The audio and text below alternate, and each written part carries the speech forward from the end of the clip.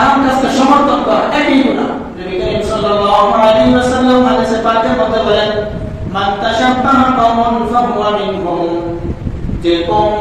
যে ব্যক্তি অন্য কোন কওমের অন্য কোন জাতির সাদৃশ্যতা অবলম্বন করলো, তাদেরকে অনুসরণ করলো, কাফের বেঈমানরা বেঈমান মেসি যেভাবে চুল কাটে মুসলমানরা সেভাবে চুল কাটে, মেসি নেইমার যেভাবে তারা জার্সি বানায় মুসলমানরা সেভাবে জার্সি বানায়, মেসি নেইমার যেরকম ভাবে প্যান্ট পরে মুসলমানের সন্তানও সেরকম ভাবে প্যান্ট পরে।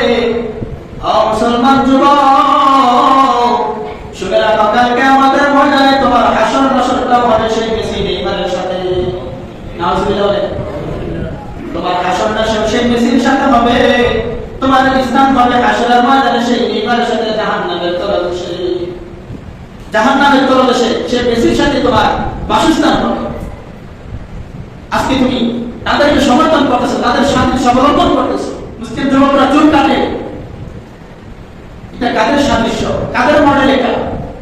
এটা ইহুদি খ্রিস্টানদের মডেল।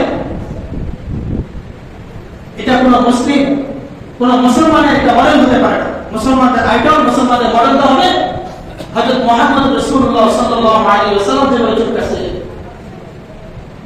যেভাবে তিনি আমাদেরকে হাদিসের মাধ্যমে শিক্ষা দিয়ে গেছেন, সেটা তো ইসলাম ও মুসলমানদের মডেল হবে। আমাদের এটা রোগ হয়ে গেছে, ভাইরাস হয়ে গেছে।